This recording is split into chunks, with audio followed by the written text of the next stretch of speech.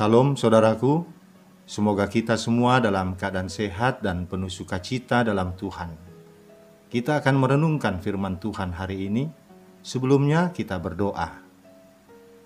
Bapa di surga, sebentar lagi kami akan merenungkan firman-Mu.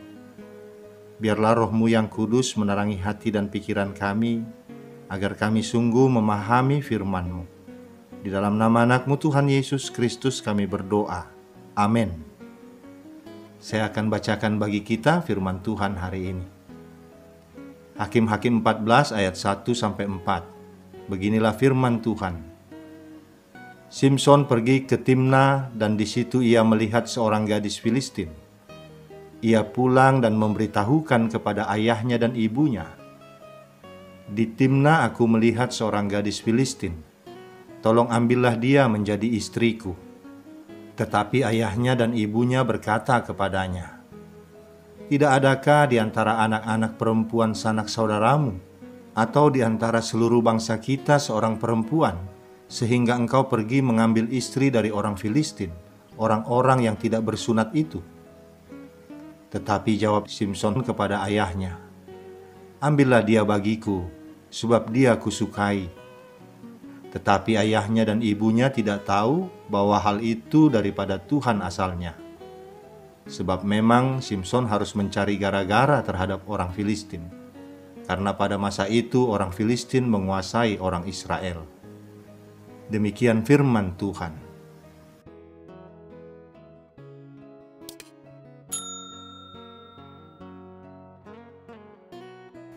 Saudaraku, bibit, bebet, bobot biasanya dijadikan sebagai parameter bagi orang tua dalam memilih calon menantu. Bibit artinya calon menantunya berasal dari keluarga baik-baik. Bebet berarti kesiapan calon menantu dari segi finansial. Bobot adalah kualitas individu si calon menantu. Simson tampaknya tidak peduli terhadap hal semacam itu. Ia memberitahu orang tuanya bahwa ia akan menikah dengan seorang gadis Filistin. Bayangkan, seorang gadis Filistin. Padahal Filistin adalah musuh bangsanya. Dan saat itu Israel sudah kurang lebih 40 tahun berada di bawah kekuasaan Filistin. Jadi tidak heran bila orang tuanya seperti orang kebakaran jenggot ketika mendengar pemberitahuan Simson. Bagaimana mungkin Simson yang dipilih Tuhan menyelamatkan Israel dari tangan Filistin, malah ingin bersekutu dengan mereka? Simson benar-benar tidak menghargai panggilan Allah atas dirinya. Saudaraku, penulis Hakim-Hakim menulis bahwa situasi nasional Israel masa itu sedang kacau. Mereka tanpa pemerintahan karena tidak ada raja yang memerintah dan tidak ada penegakan hukum. Setiap orang bertindak dan melakukan apa yang benar menurut pandangannya sendiri. Di tengah ketakutan terhadap invasi bangsa Filistin yang berlangsung puluhan tahun itu, lahirlah Simson melalui keluarga Manoah yang semula dianggap mandul. Tuhan membangkitkan hakim yang menjadi pemimpin bangsa Israel sebagai bukti kesetiaannya. Sesuatu yang supernatural mengawali kelahiran Simson. Malaikat Tuhan datang dan menyampaikan nubuatan. Dan malaikat Tuhan menampakkan diri kepada perempuan itu dan berfirman kepadanya demikian, "Memang engkau mandul, tidak beranak, tetapi engkau akan mengandung dan melahirkan seorang anak laki-laki. Oleh sebab itu, peliharalah dirimu, jangan minum anggur atau minuman yang memabukkan, dan jangan makan sesuatu yang haram. Sebab engkau akan mengandung dan melahirkan seorang anak laki-laki. Kepalanya takkan kena pisau cukur, sebab sejak dari kandungan ibunya, anak itu akan menjadi seorang nazir Allah. Dan dengan dia akan mulai penyelamatan orang Israel dari tangan orang Filistin."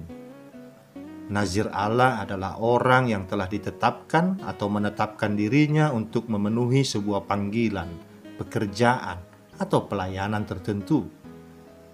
Posisi ini membutuhkan komitmen yang tinggi terhadap tugas dan diri sendiri. Dalam kasus Simson, kenazirannya ditetapkan oleh Allah sejak dia berada dalam kandungan ibunya.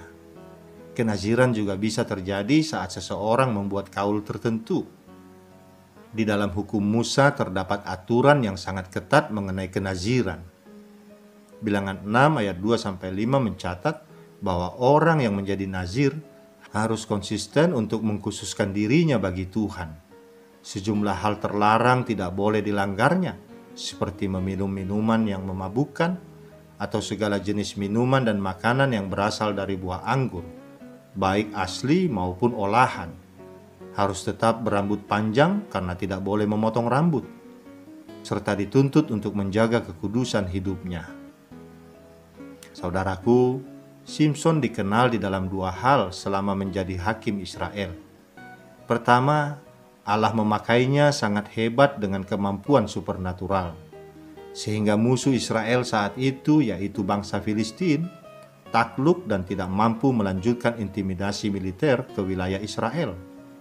Berkali-kali Simson seorang diri menghadapi orang-orang Filistin dengan menggunakan kekuatan Allah yang dikaruniakan kepadanya sejak lahir.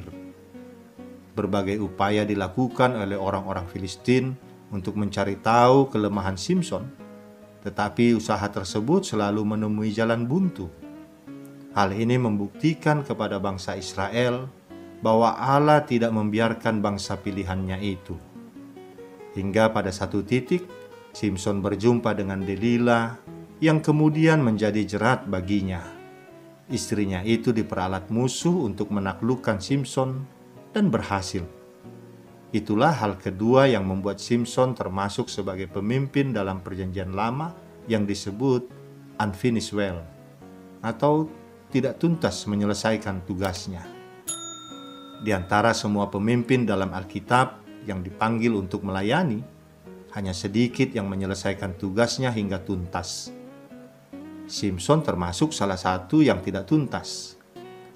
Simson tidak sadar bahwa Allah menyertainya dan tidak sadar pula kalau Allah telah meninggalkannya. Kredibilitasnya sebagai nazir Allah runtuh. Posisinya berubah dari pahlawan gagah perkasa yang ditakuti musuh menjadi objek lelucon di rumah pertemuan orang Filistin.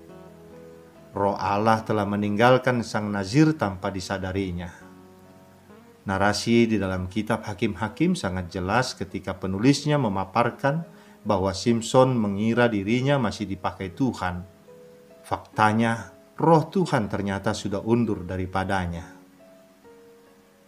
Saudaraku, karakter adalah hal yang sangat penting dalam panggilan pelayanan Kristen.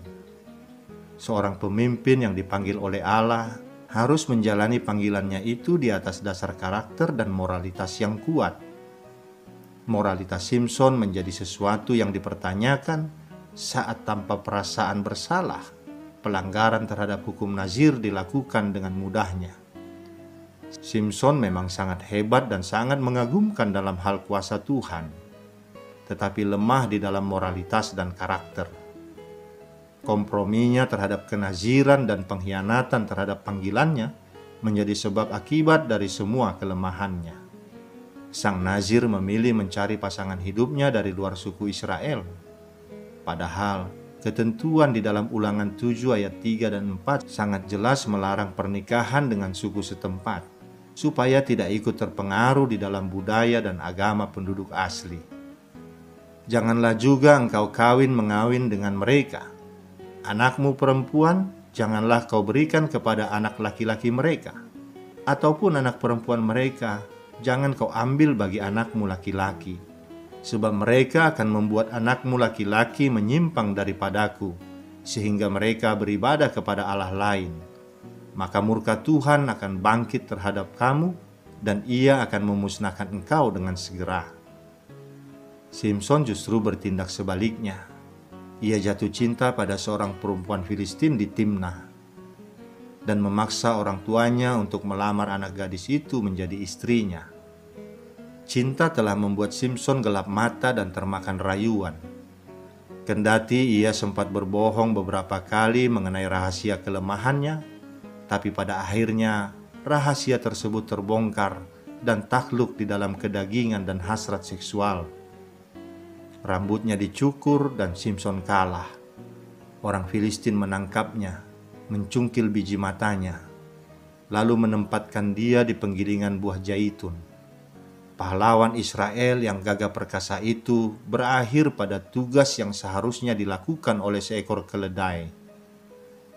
Saudaraku, pernikahan bagi anak-anak Tuhan adalah sekali dan untuk selama-lamanya. Pernikahan bisa menjadi sorga atau neraka di bumi. Semua ada dalam pernikahan, dan semua itu ditentukan oleh pasangan hidup yang kita pilih. Kehidupan yang penuh damai sejahtera akan kita alami bila kita mendapat pasangan yang cocok dan sesuai dengan kita. Saling mengasihi, saling mendukung, menghormati, dan Allah hadir karena ada kerukunan dan kesehatian dalam pernikahan. Demikian sebaliknya, keributan, cekcok, kekerasan dalam rumah tangga, tidak adanya damai sejahtera, dan kehidupan akan seperti neraka dalam pernikahan. Tuhan tidak akan hadir dan memberkati pernikahan tersebut. Pernikahan yang seperti itu tidak akan berlangsung lama dan pasti akan berakhir dengan perceraian. Hal yang demikian dialami Simson ketika mengambil seorang istri dari bangsa Filistin karena ia menyukainya, perempuan yang bukan dari bangsanya dan seiman dengannya. Sebuah pernikahan yang hanya didasari karena rasa suka dalam pengertian keinginan daging, dan akibatnya pernikahan tidak berjalan lama. Istrinya Delila tidak setia dan membocorkan kelemahan Simson kepada bangsanya. Pernikahan yang beda iman dan keyakinan tidak akan berlangsung lama. Ketika menikah dengan orang yang seiman, ada berkat khusus yang Tuhan siapkan untuk keluarga dan menjadi keluarga yang penuh kemuliaan Tuhan. Oleh karena itu, pilihlah pasangan yang dari Tuhan, karena pasangan yang dari Tuhan pasti yang terbaik. Saudaraku, Allah telah menetapkan Simson menjadi nazir Allah sejak dalam kandungan. Tujuan penetapan itu adalah untuk kepentingan umat Israel, bukan untuk kepentingan diri sendiri. Berdasarkan hal tersebut, Simson dituntut menjaga diri dan kehidupannya dalam sebuah disiplin kenaziran. Persoalan mulai terjadi manakala Simson dengan sengaja melanggar ketentuan yang mengatur tentang kenaziran. Seharusnya ia menjaga kehidupan sosial dan pergaulannya, malah bertindak sebaliknya. Simson tidak menjaga pergaulan dan terlihat ingin bebas di dalam menjalani hidup. Hasratnya pada perempuan kafir telah mencoreng kredibilitas kekudusannya sebagai nazir, sehingga menjadi sasaran terbuka untuk diserang oleh musuh. Masalah Simson yang mendasar adalah karena dia tidak tunduk pada otoritas Allah. Padahal orang tuanya tentu menyampaikan maksud Allah bagi dia.